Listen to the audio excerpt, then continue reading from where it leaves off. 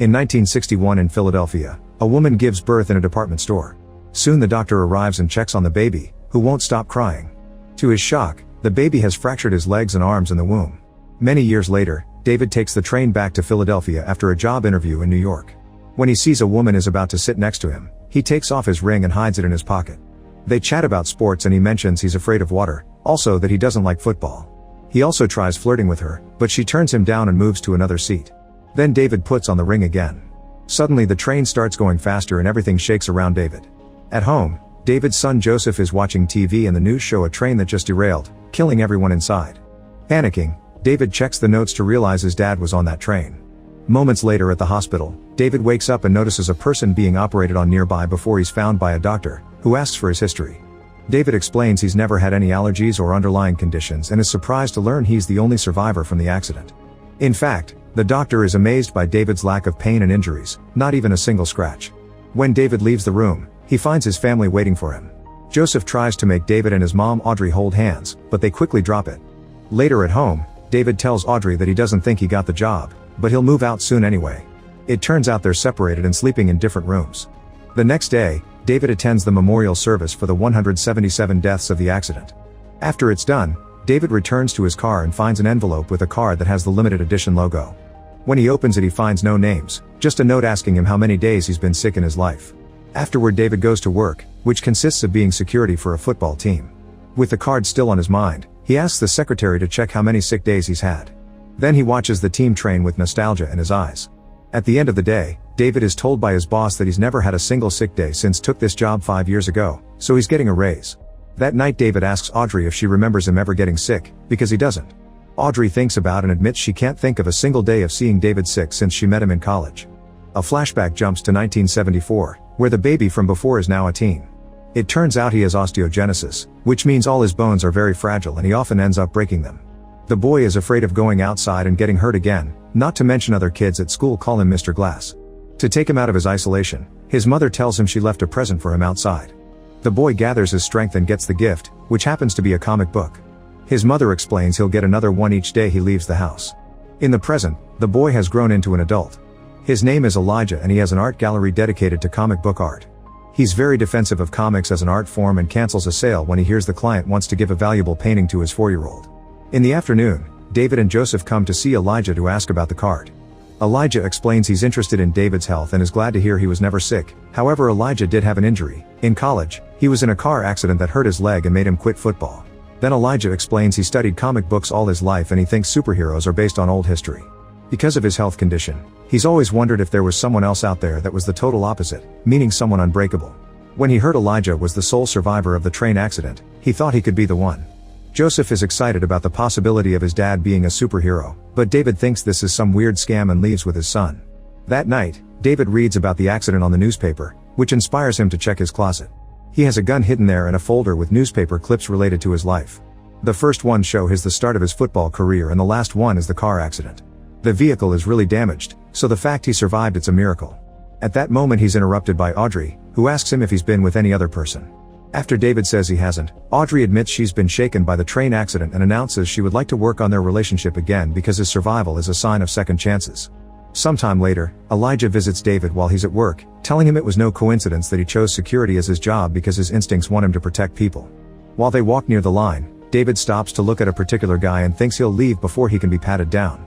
Just as he predicted, the man soon walks away. Elijah wonders how David knew that guy was carrying a weapon, so David explains he sort of got an image in his head showing him. In fact, he has a natural instinct to tell when someone has done something wrong. Elijah calls it his superpower, but David doesn't like where the conversation is going and asks him to leave. Before doing so, Elijah asks if someone else had been in the car accident, and David confirms Audrey had been there too. Afterward, Elijah goes to his car and sees the supposedly armed man passing by. He starts to follow him and even asks him to wait, but the man ignores him. Elijah tries to go as fast as he can considering his condition, but he's still too slow. When the man goes down the subway station, Elijah pushes his body too far and falls, breaking multiple bones. As his cane breaks and he deals with the unbearable pain, he sees the man's shirt move and reveal the gun hiding underneath like David predicted. After the match is over, David goes home and sees Joseph playing football. He scolds him for it, reminding him that Audrey hates the sport because of the injuries that causes. Then David decides to do a little experiment and starts lifting weights. At first it's just 250, the most he's ever lifted. Joseph keeps adding more and more with each try until they're using every weight they own. Wanting to learn more, they also add some cans of paint and David ends up lifting 350 while barely breaking a sweat. At the hospital, Elijah is told he has multiple fractures, but the worst are the 14 ones in his leg, for which he'll need physical therapy.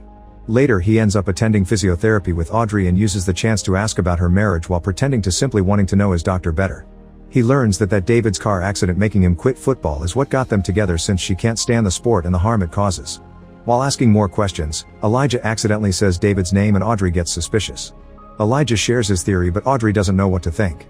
During another match, David decides to stand in the middle of a crowd and anytime someone bumps into him, he gets a vision.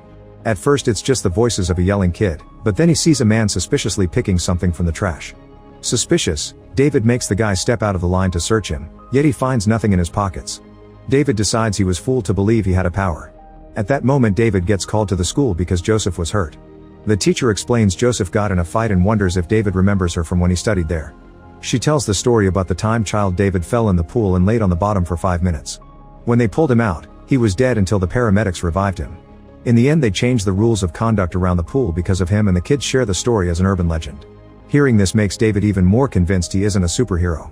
After they leave the school, Joseph explains he got in a fight because he protected a girl that was being harassed for her race, saying he wants to be a hero like his dad.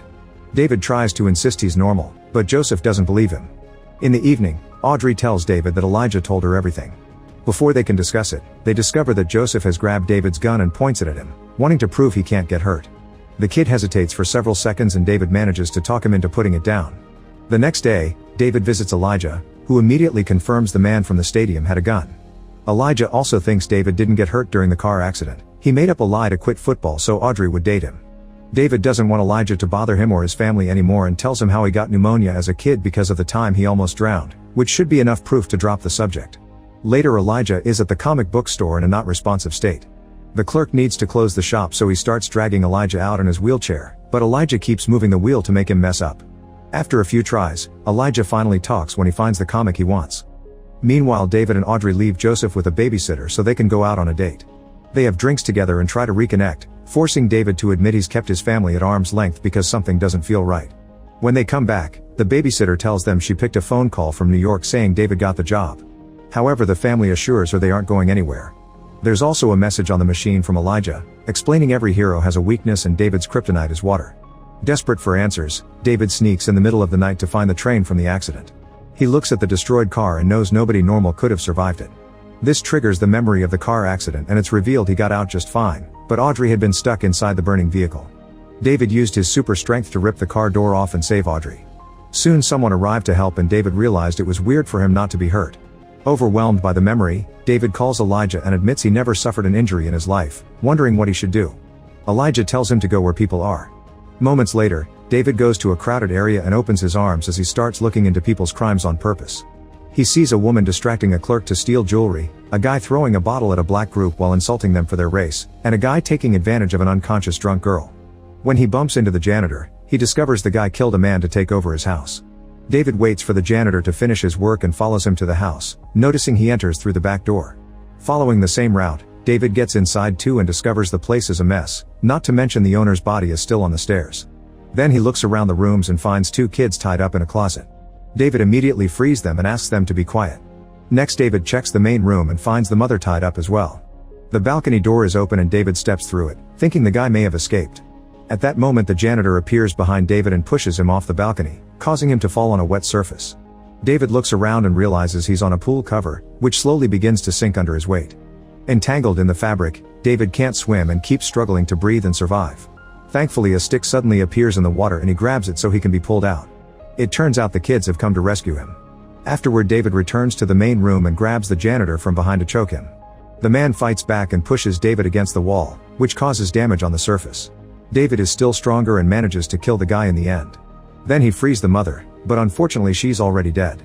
That night, David takes Audrey from her room so they can sleep on the same bed again, the feeling of something wrong finally gone. The next morning, Joseph sees his parents are behaving very lovingly with each other. When Audrey is distracted, David shows Joseph the newspaper with the news about the dead janitor, which includes an illustration of a mysterious vigilante. David confirms it's him and asks Joseph to keep the secret. Sometime later, David goes to Elijah's art show and meets his mother, who tells him about the two types of villains, those who fight with his fists, and those who fight with his minds. The woman has heard about David because Elijah calls him a friend. Then David follows Elijah to his office and Elijah congratulates him on his first night as a vigilante. He offers to shake hands and when they do, David makes a shocking discovery. For years, Elijah has been causing accidents on purpose to find a superhero, including the train David was in. Shocked, David looks around and notices Elijah's plans and research. Elijah explains that now David knows who he is. He also finally knows his own identity, the villain to David's hero. Like in the stories, they're the exact opposites yet sometimes also friends. Perhaps Mr. Glass has always been Elijah's villain codename. David immediately calls the police and Elijah is sent to an institution for the criminally insane. Make sure to subscribe and turn on notifications so you can watch more videos like this. Thanks for watching.